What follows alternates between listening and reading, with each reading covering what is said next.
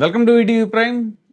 కూటమి ప్రభుత్వం యొక్క ఆధ్వర్యంలో భూ పందేరం యథేచ్ఛగా సాగుతోంది. రాష్ట్రంలో ఉండేటువంటి విలువైన భూముల్ని, ఆంధ్రప్రదేశ్‌లో ఉండేటువంటి విలువైన భూముల్ని అతి తక్కువ రేటుకి కారు చౌకగా తమకి కావాల్సిన ప్రైవేటు వ్యక్తులకి కంపెనీల పేరుతో ఆహ్, వ్యాపారాల పేరుతో కట్టబెట్టేటువంటి ప్రయత్నం కూటమి ప్రభుత్వం యథేచ్ఛగా చేస్తోంది. అసలు ఊరు పేరు లేని కంపెనీలు ఆ మధ్యన చూసాం. ఉర్సా అనే కంపెనీకి దగ్గర దగ్గర ఎన్ని చాలా ఎకరాల భూమిని కేటాయించారు. అతి తక్కువ రూపాయి అది రూపాయికి, అర్ధ రూపాయికి ఇలా కట్టబెట్టేయటం అనేటువంటిది జరిగింది.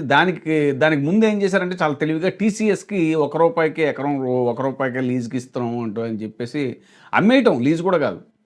ఎకరం రూపాయికి టీసీఎస్ లాంటి గొప్ప కంపెనీకి ఇచ్చాము అని చెప్పుకుంటూ దాని వెనకాల ఏంటంటే మాత్రపు ఇలాంటి ఉర్సా లాంటి ఊరు పేరు లేని కంపెనీలకు కూడా పనిలో పనిగా కట్టబెట్టేసే ప్రయత్నం చేసింది. ఇప్పుడు తాజాగా ఇంకా ప్రైవేట్ వ్యక్తులు వ్యాపారాలు చేసుకునేందుకు ప్రభుత్వ భూములు పప్పు బెల్లల్లాగా, శనక్కాయల్లాగా పంచిపెట్టేయడానికి కూటమి ప్రభుత్వం సిద్ధమైంది. ప్రభుత్వానికి పైసా ఆదాయం లేకుండా భూములు దారాదత్తం చేస్తున్నారు. కనీసం లీజు కాకుండా అమ్మేస్తే డైరెక్ట్గా మంచి రేటుగా అమ్మినా కూడా కనీసం ప్రభుత్వానికి ఆదాయం వస్తుంది. ఇప్పుడు తాజాగా ఇఫ్కో కిసాన్ సెజ్కి నెల్లూరులో 2776.23 ఎకరాలు. ఇది నారావారి కుటుంబానికి అత్యంత సన్నిహితురాలైనటువంటి అధికారిని, రిటైర్డ్ ఐఏఎస్ లక్ష్మీ పార్థసారథి డైరెక్టర్గా ఉన్నటువంటి కంపెనీ ఇది. ఆవిడ పదవిలో ఉన్నప్పుడు ముఖ్య నేత ఎలా చెబితే అలా చేశారు, అంటే చంద్రబాబు నాయుడు గారు ఎలా చెబితే అలా చేశారు అనే పేరుంది. ఇక ఎలీప్ కంపెనీకి కుప్పంలో 13.70 ఎకరాలు కట్టబెట్టారు. గతంలో అనకాపల్లిలో 31 ఎకరాలు ఇచ్చారు.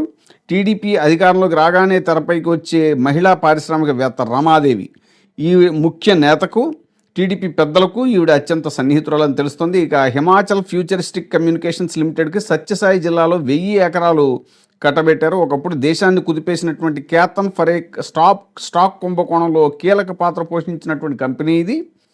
100 కోట్లు దారి మళ్లించిన కేసులో విచారణ ఎదుర్కొంది. చివరికి జరిమానా కూడా చెల్లించింది. ఇక వరాహ ఆక్వా ఫార్మ్స్కి విశాఖ జిల్లా నక్కపల్లిలో 93 ఎకరాలు. ఇది మూతబడిన కంపెనీ అని ఆర్ఓసి చెబుతోంది. అయినా కూడా టీడీపీ పెద్దలకి ఈ కంపెనీ డైరెక్టర్లతో ఉన్నటువంటి సత్సంబంధాల కారణంగా ఇలా యథేచ్ఛగా భూములు కట్టబెట్టేయటం, ఈ భూముల పందేరం అనేటువంటిది విచ్చలవిడిగా సాగుతోంది ఆంధ్రప్రదేశ్లో అని రాజకీయ పరిశీలకులు, విశ్లేషకులు గగ్గోలు పెడుతున్నారు.